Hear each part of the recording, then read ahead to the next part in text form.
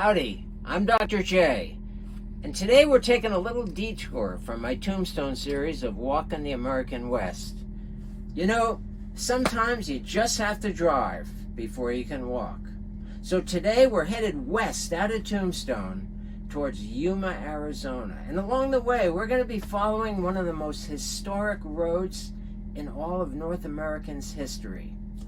Now, I know what you're thinking. You're thinking, wow, it's Route 66, right, Dr. J? Well, not exactly. And the road we are taking, in my opinion, is even more historically significant than even Route 66. Now, if I've piqued your interest just even a little bit, stay tuned, because you're going to get to hear the rest of the story.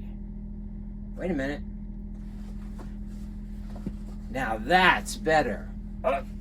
And what trip would be complete without Twizzlers? So come on. Let's go.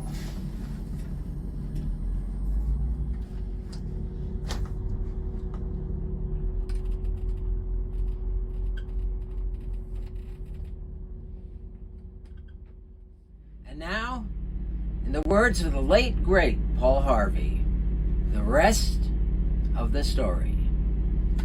When Route 66 was completed in 1926, it was a pretty big deal. After all, it did connect the Midwest with the Far West. And here's something you probably didn't know. 12 years prior to that was the completion of the first transcontinental highway.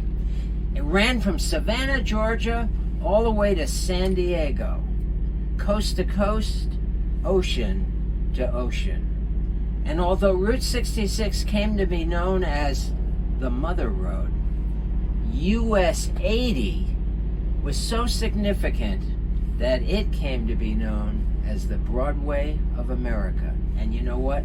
We're on it. So come on, let's go.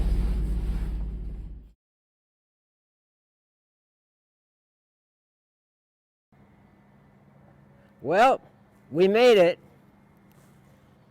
Here we are in downtown Yuma, Arizona. You know, with the creation of the interstate highway system in 1957, most of the original Broadway America is long gone, having been replaced with interstates, I-8, I-10, and I-20. Now, US 80 may be gone, but the melody lingers on. You see, much of the scenery looks pretty much the way it has for hundreds of years.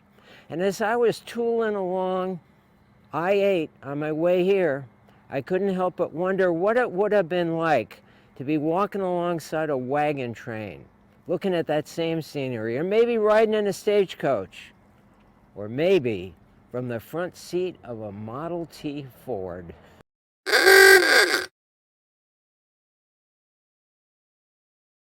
Which brings me to another thought.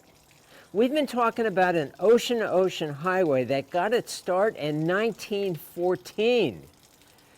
How many cars could there have been? Think about it.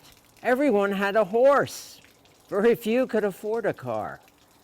Today, everyone has a car because very few can afford a horse.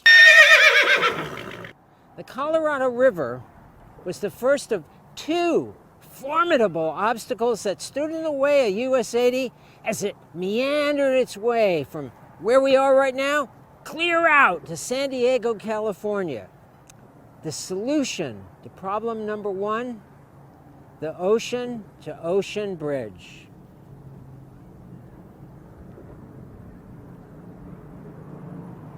It crossed the Colorado into California right near where the first ferries did.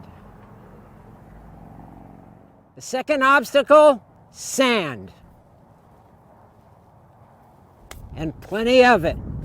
The solution to problem number two, miles and miles of wood plank highway built across these ever-shifting sand dunes. Now, what's left of historic US 80 can still be seen right here at the historic Plank Road site in Imperial County, California.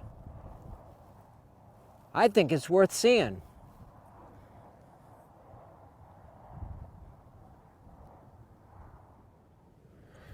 So by now you're probably thinking, Dr. J, what does all this have to do with the history of the Old West? You know, the gunslingers and the gold seekers and the cowboys and the outlaws and the cattle rustlers. And what about the Butterfield Trail? Well, you're going to want to stay tuned because you're going to be amazed at the tie-in between Yuma, Arizona and Tombstone. Come on, Boots, let's keep walking.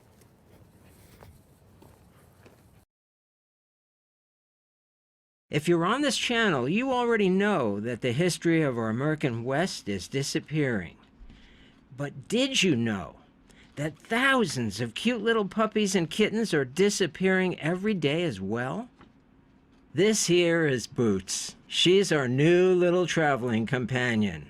And as the rescue of a rescue, guess what? She could have disappeared too. So here's what I'm saying. If you have the heart for a new little buddy of your own, think about adopting a rescue. We're sure glad we did.